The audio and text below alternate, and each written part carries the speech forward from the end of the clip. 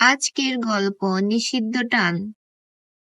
খালুর ভালোবাসায় এতটা তৃপ্তি পাবো, সেটা খালুকে যদি ভালো না বাসতাম তাহলে বুঝতেই পারতাম না। বন্ধুরা, আমার আজকের এই গল্পটি শুনতে চাইলে কানে হেডফোন লাগিয়ে নিন।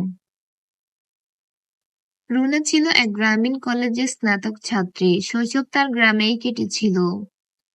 রূপে লাবণ্য এক মায়াবতী, চোখ দুটো ছিল কাজলের রেখায় পূর্ণ। অপূর্ব সুন্দরী ছিল সে, বয়স মাত্র 19। স্বপ্নে ভরা চোখ, জীবনের পথে হাঁটা শুরু মাত্র। মা বাবার একমাত্র সন্তান রুনা। বাবার মৃত্যুর পর তার অভিভাবক হয়ে ওঠেন খালু। খালুই তার সকল পড়ালেখার ভরণ পোষণের দায়িত্ব নিয়েছিলেন। রুনার মায়ের বড় বোনের স্বামী মাহবুব সাহেব হলেন তার খালু। মাহবুব ছিলেন একজন সরকারি কর্মকর্তা, ঢাকায় থাকতেন। স্ত্রী দীর্ঘদিন অসুস্থ, তাই তিনি স্ত্রী থেকেও না থাকার মতোই একাই বসবাস করেন। ছেলেমেয়েরা বাইরে পড়ে। হঠাৎ মায়ের অসুস্থতায় রুনা শহরে খালুর বাসায় ওঠে। মা রুনাকে আর দেখে রাখতে পারছিল না, তাই তার খালুর কাছে পাঠিয়েছে কিছুদিন দেখাশোনা করার জন্য। তখনই শুরু হয় সেই নিষিদ্ধ আবেগঘন কাহিনীর সূচনা। এক ছাদের নিচে তাদের দুজনের বসবাস শুরু হয়। রুনা প্রথম থেকেই মাহবুব খালুকে খুব শ্রদ্ধা করত। তিনিই তো বাবার মতো সব দেখভাল করতেন। কিন্তু এই শহরের পরিবেশে এক ছাদের নিচে থেকেও যখন দিনের পর দিন খালুর আন্তরিক দৃষ্টি, কণ্ঠের কোমলতা আর অযাচাইকৃত যত্ন ধীরে ধীরে তার হৃদয়ের গভীরে কিছু একটা জাগিয়ে তোলে।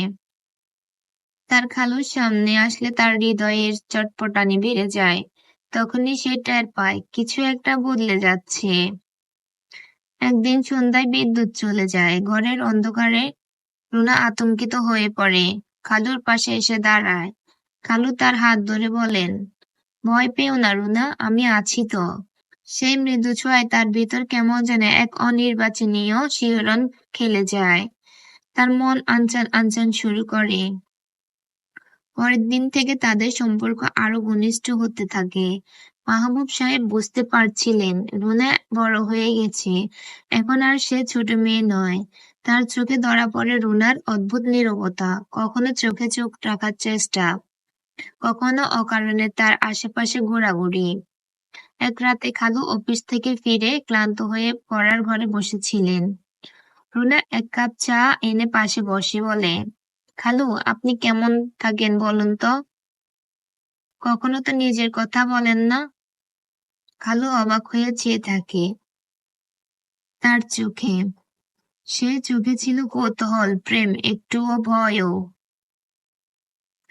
সবাই ভাবে আমি ভালো আছি রুনা, কিন্তু আমার ভেতরটা যে শূন্য।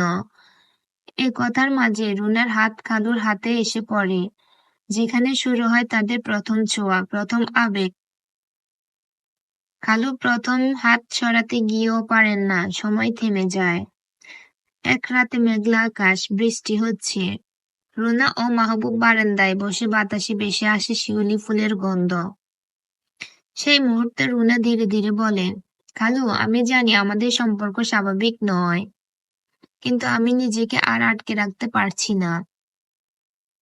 আমি আপনার প্রেমে ব্যাকুল হয়ে পড়েছি। আমি আপনাকে অনেক ভালোবেসে ফেলেছি, অন্তরের অন্তঃস্থল থেকে। মাহবুব কাঁপা কণ্ঠে বলে, তুমি তো আমার ভাগ্নে, কিন্তু আমার হৃদয়ও সে তো সম্পর্ক বোঝে না রুনা। আমিও তোমাকে অনেক ভালোবেসে ফেলেছি, আমার হৃদয়ে তোমার ছবি এঁকে ফেলেছি। সেই রাতে প্রথম তারা একে অপরকে জড়িয়ে ধরে, চোখের জল মিশে যায়। কোনো চুমু নয়, কোনো শারীরিক সম্পর্কও নয়, শুধু গভীর আন্তিক টান, একে অপরের কাছে নিজেকে সঁপে দেওয়া। পরের দিন থেকেই রুনা আর খালু দুজনেই গম্ভীর হয়ে ওঠে। দুজনেই জানে সমাজ এই সম্পর্ক মেনে নেবে না। সমাজ তাদেরকে ভালো চোখে দেখবে না। আত্মীয় স্বজন, প্রতিবেশী, এমনকি মা, কেউই কখনো বুঝবে না এই ভালোবাসার গভীরতা। যদি কেউ কখনো জানতে পারে তাহলে তাদের অনেক কলঙ্ক ছড়াতে পারে। মাহবুব চায় রুনা দূরে চলে যাক, যাতে সে নতুন জীবন শুরু করতে পারে। কিন্তু রুনা কাঁদতে কাঁদতে বলে, আপনার ছায়া ছাড়া আমার পৃথিবী অন্ধকার, আমার পৃথিবী শূন্য, তাই আমি আপনাকে ছাড়া থাকতে পারবো না। শেষে মাহবুব একদিন রুনাকে চিঠি লিখে নিজেই চলে যায় ঢাকার বাইরে বদলি নিয়ে। চিঠিতে লেখে, রুনা, আমাদের ভালোবাসা নিষিদ্ধ ছিল, কিন্তু মিথ্যে ছিল না। আমি তোমাকে ভালোবেসেছিলাম নিজের সমস্ত হৃদয় দিয়ে, মন প্রাণ উজাড় করে। কিন্তু তুমিও জানো, আমাদের এই ভালোবাসা সমাজের চোখে পাপ, সমাজের চোখে জঘন্যতম অপরাধ। তাই আমি চলে যাচ্ছি, কিন্তু জানবে প্রতিটি নিঃশ্বাসে তুমি আমার সাথে থাকবে, চিরদিনের জন্য।